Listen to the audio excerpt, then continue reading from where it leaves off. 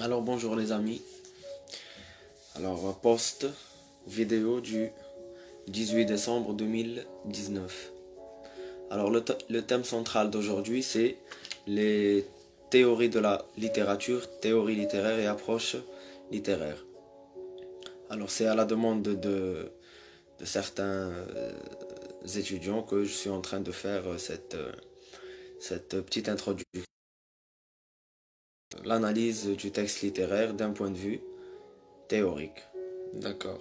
Alors, les axes à voir aujourd'hui seront définitoire, une petite approche, beaucoup plus définitoire. Courant, pensée, concept théorique.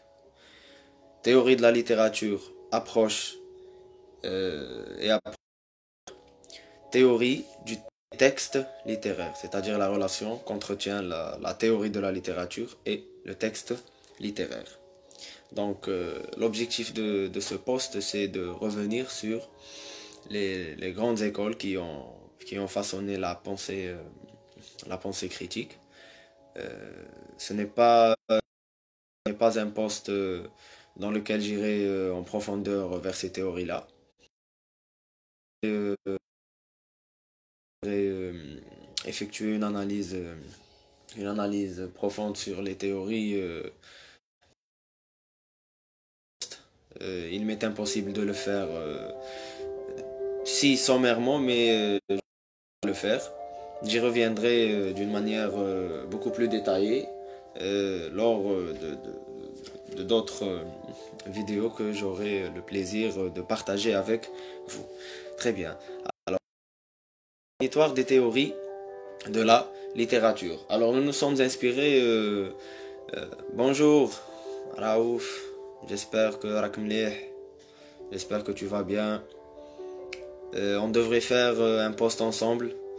Toi aussi, je sais que tu t'intéresses pour les théories de la littérature et ça m'enchante aussi, mon frère. Et d'ailleurs, aujourd'hui, je m'inspire, pas je m'inspire, mais je m'appuie principalement sur un livre très intéressant. C'est Introduction à la théorie littéraire, Robert F. Barsky, avec la collaboration de Dominique Fortier, préface de Marc Angéno. D'accord, c'est un livre. Voilà, qu'une ancienne m'a photocopié. Elle me c'est Monsieur Boumali de l'université de Skikda qui a eu le réflexe de partir. On le remercie. Alors dans ce document, on trouve d'abord une préface, quelques questions de départ. Aux grandes théories qui ont marqué le 20e, directement vers le sommaire, comme ça vous allez avoir une idée sur ces grandes théories et courants qui ont marqué le 20e siècle. Alors vous m'excuserez pour cela. Tac. Ça c'est des notes biographiques. Non. Peut-être que c'est au début. Bon bref, je les ai. Alors table des matières, après l'avant-propos et l'approche définitoire qu'on va voir. Alors, le formalisme, le dialogisme, le marxisme, le néocriticisme, le structuralisme et la sémiotique, la narratologie, les théories de la réception, la psychocritique et la psychanalyse des textes, la déconstruction, la sociocritique, le féminisme et enfin une nouvelle avenue en théorie littéraire. Je rappelle, on va pas le faire en profondeur, on va pas s'y intéresser tant que ça, mais c'est juste pour dénombrer cet ensemble d'approches et de théories qui sont à même à répondre à certaines questions en littérature. Et donc, commençons par le début et l'approche définitoire.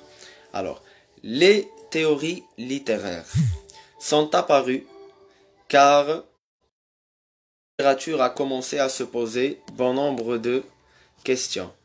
Bonjour Iman. bon nombre de questions. Alors, des questions sur la classification des genres, sur le langage poétique et romanesque, bien sûr, sur les enjeux esthétiques qui régissent chaque œuvre littéraire, des questions aussi sur la fiction, la dimension plurielle de la littérature, la théorie en tant que telle, et d'où le fameux concept de M. Ben Khalef de l'université de Skikda que je salue, la théorie de la littérature. Donc c'est une machine pensante. On prend une théorie et on prend le temps d'aller vers ces infimes détails et poser les bonnes questions pour pouvoir apporter les concepts de base.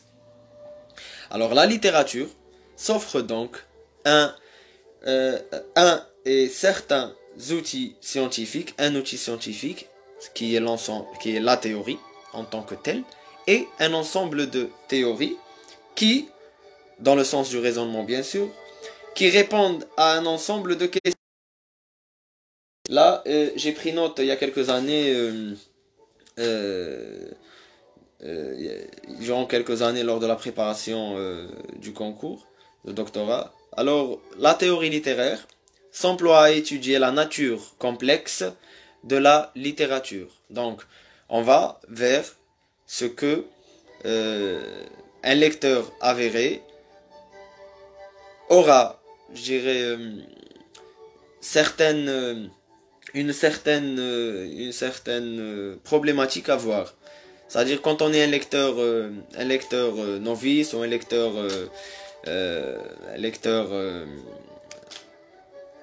quand on lit pour le plaisir, ce n'est pas une lecture qui va, je dirais, susciter certaines questions d'ordre scientifique. Par contre, quand on est un lecteur avéré, quand on prend le temps de décortiquer le texte, d'aller vers les sentiers du raisonnement, de la raison et de la réflexion scientifique, c'est autre chose. Le plaisir, c'est beaucoup plus une affaire de lecture. Par contre, les théories en tant que telles sont plus une affaire de critique. Et donc, la théorie littéraire, elle s'emploie à étudier la nature complexe de la littérature, dont elle s'efforce de dégager un sens ou des sens. Donc, elle est au service de la littérature. Elle vise également à définir le champ des études littéraires et à systématiser certaines observations, afin de replacer les interprétations individuelles. D'accord? Donc, la critique subjective, la critique thématique, à titre d'exemple, l'étude, je dirais, les études qui portent sur l'auteur, les études qui ne se focalisent pas sur la mécanique interne du roman, la mise en récit, le langage poétique, la littérarité, s'écartent justement de cette vision scientifique et tend à gérer dans la facilité et dans justement cette interprétation individuelle. Alors, la théorie littéraire consiste à la normalisation d'une pratique élémentaire. Elle s'est développée de manière quasi linéaire au siècle. Les nouvelles théories sont apparues en réponse au succès et aux échecs des théories précédentes. Alors, pour revenir à ces théories, nous empruntons le second axe. Le second axe, il y en a 4 que j'ai cités au départ. Alors, les écoles, courants, pensées, concepts théoriques. Alors, en littérature, il y a 4 approches de la théorie. Une première approche qui considère le texte littéraire en lui-même, c'est-à-dire le texte littéraire en tant que texte, en tant que vision interne de la chose. Alors, les approches et théories en vigueur dans le cadre de cette première approche qui considère le texte littéraire en lui-même. Alors nous avons tout d'abord le formalisme, le structuralisme, l'approche sémiotique, le new criticisme, la narratologie et la déconstruction. D'accord? Donc nous reprenons formalisme, structuralisme, la sémiotique, le new criticisme, la narratologie et la déconstruction. La deuxième approche qui s'intéresse beaucoup plus à la deuxième approche, à la figure de l'auteur. Donc on va s'intéresser à la figure de... Alors, quelles sont les approches et les théories, dans le cadre de cette seconde approche? Alors, nous avons les tenants de la théorie de la réception, la psychocritique, la théorie féministe. Passons maintenant à la troisième approche. Celle-ci insiste sur le contexte de production de l'œuvre, citant le dialogisme, le marxisme, la théorie ou les théories de la réception, l'approche post-moderne, la sociocritique et la théorie du discours social. Alors la troisième approche, je disais qu'elle insiste sur le contexte de production. Je cite le dialogisme, le marxisme, l'approche postmoderne, la sociocritique et la théorie du discours social. La quatrième et dernière approche des théories en littérature, qui se focalise sur le lecteur et l'acte de lecture et donc de réception. Et donc, vous l'aurez compris, c'est les théories de la réception. Revenir sur toutes les théories en même temps, tenter de les cerner, de les expliquer serait un gâchis. D'où à cette petite introduction aux théories de la littérature. D'accord? Donc sommairement, je reprends ces approches et théories principales que je laisserai bien sûr en document et que je vous enverrai par mail. Alors, première approche qui considère le texte littéraire en lui-même. Nous avons le formalisme, le structuralisme, l'approche sémiotique, le néocriticisme, la narratologie et la déconstruction. La seconde approche qui s'intéresse à la figure de l'auteur, les théories de la réception, la psychocritique, la théorie féministe. La troisième approche qui insiste sur le contexte de production à travers les approches ou théories du dialogisme, le marxisme, la réception, l'approche postmoderne, la sociocritique, la sociologie de la littérature et la théorie du discours social. Quatrième et dernière approche qui se focalise sur le lecteur et donc les théories de la réception. Alors, troisième axe du poste d'aujourd'hui, c'est entre théorie et approche. Alors, on a tendance à, je dirais pas à faire une confusion entre théorie et approche, mais nous ne devons de nous poser certaines questions relatives à cela. Alors, il n'y a pas préliminairement d'approche finie, de théorie finie, ou bien d'un travail de réflexion sur le texte littéraire abouti d'une manière finale. C'est une fatalité et c'est un parti pris. C'est dire que critiques et théoriciens ne vont pas donner un tout préliminairement. Cela survient suite à un nombre de lectures conséquentes. Mikhaël Bakhtin l'a fait lorsqu'il a fondé le dialogisme. Il ne s'est pas dit, voilà, moi, Mikhaël Bakhtin, je vais fonder le dialogisme. Non. C'est une réflexion, c'est des sentiers réflexifs, et il y a un aboutissement, bien après, qui permet de mettre en œuvre théorie et approche. Donc, je répète, il n'y a pas et je suis catégorique là-dessus, d'approche finie ou bien de théorie finie. Alors c'est une suite de réflexions, de critiques qui prennent en charge certains éléments du texte littéraire. Alors la théorie survient suite à certaines questions, je viens de le dire, des questions sur l'œuvre en elle-même, d'une manière interne ou externe, sur le contexte d'émergence de l'œuvre, par rapport à la conjoncture, par rapport à l'histoire, par rapport à l'espace, par rapport au temps de la mise en œuvre, et par rapport à l'acte de lecture, et c'est les tenants de la théorie de la réception qui prennent en charge, cela. Alors, concernant maintenant la grande différence entre théorie et approche.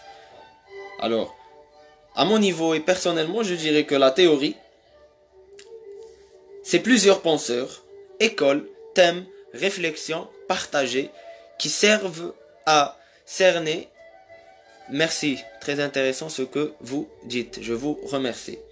Alors, la théorie, plusieurs penseurs, écoles, thématiques partagées entre plusieurs penseurs qui vont dans une même direction, je dirais. On va prendre Lucien Goldman, sociologie sociocritique de la littérature.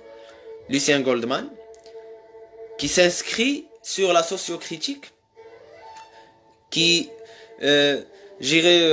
Claude Duché qui s'inscrit sur la vision de Lucien Goldman.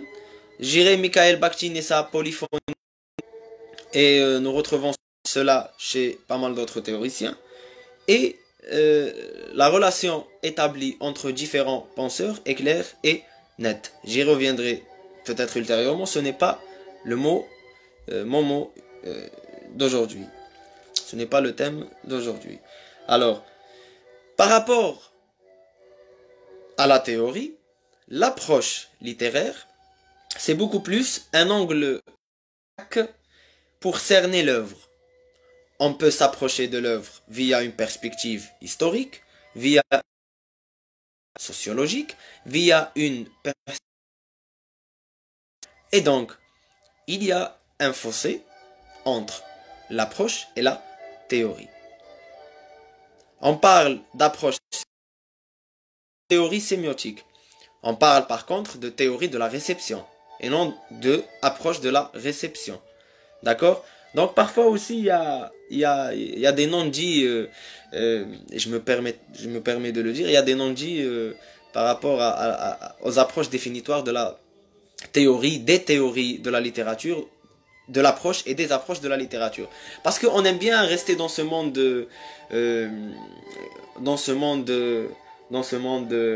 confiné, recroquevillé comme ça, d'accord? Donc les théoriciens maîtrisent la théorie, les autres n'arrivent pas à comprendre.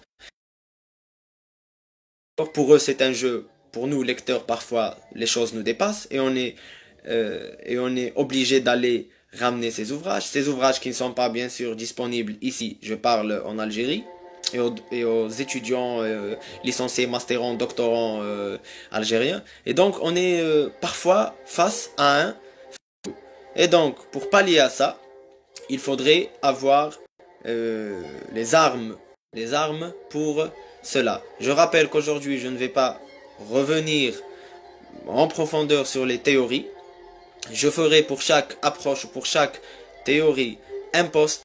Je prendrai le temps de développer les concepts clés, comme ça les membres de la communauté du groupe et bien sûr le large public profiteront de cela. Alors, quatrième axe et dernier axe d'aujourd'hui.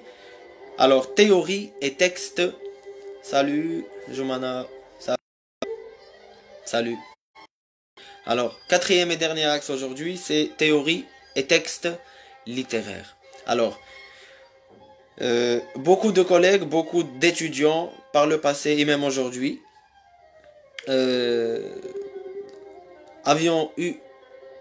nous avions eu la chance de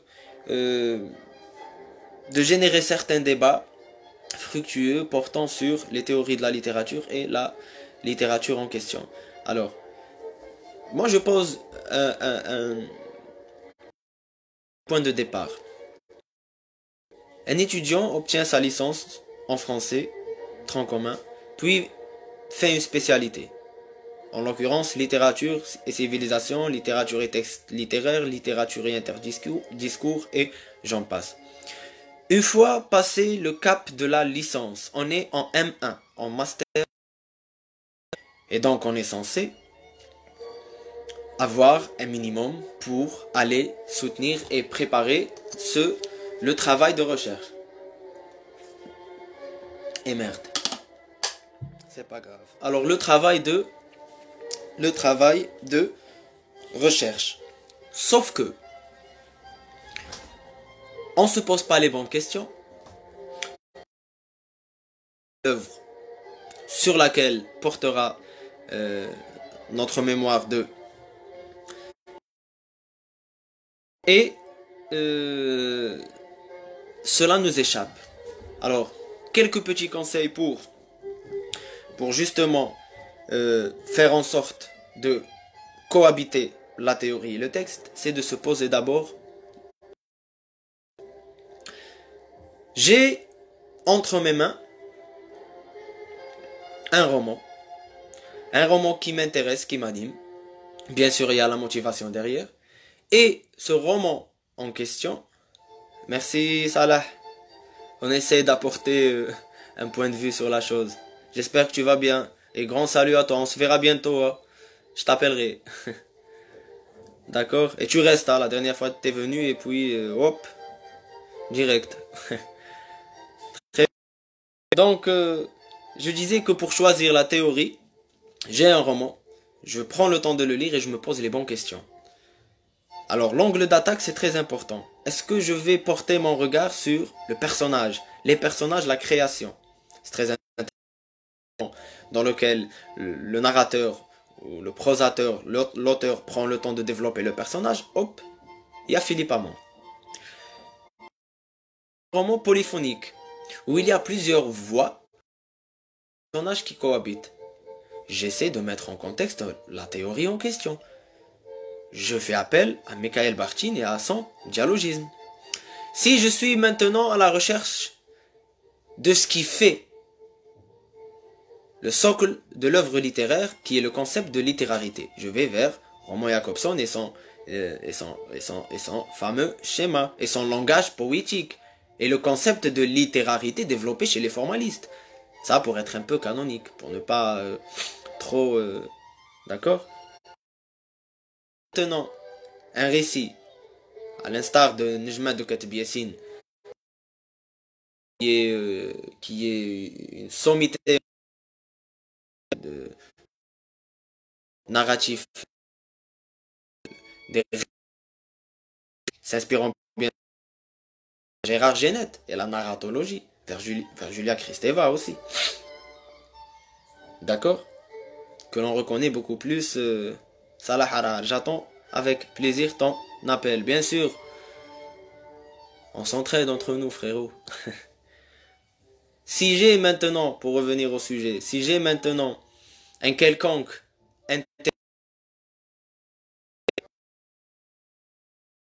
appel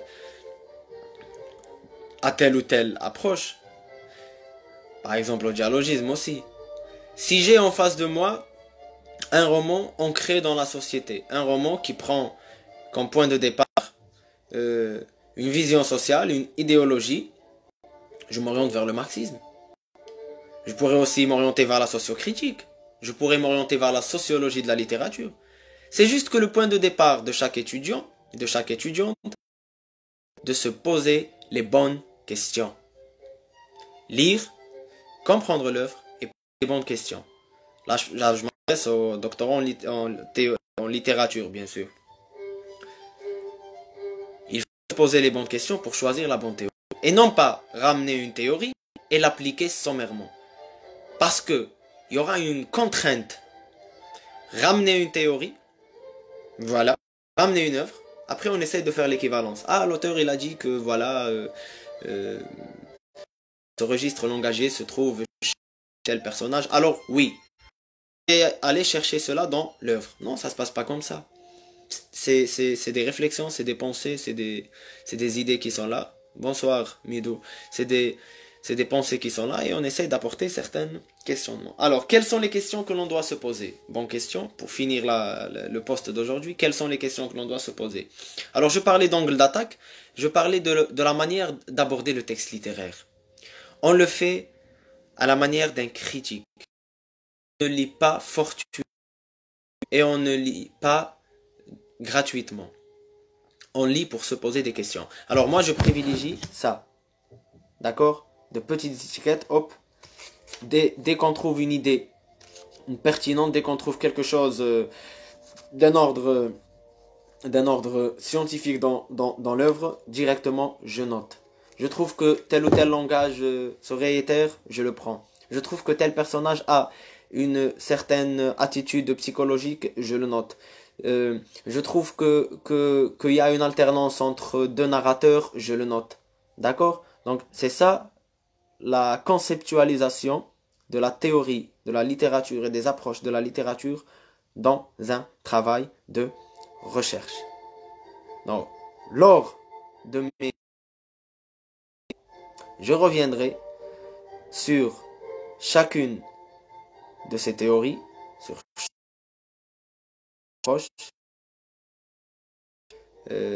l'histoire de ce 20e siècle.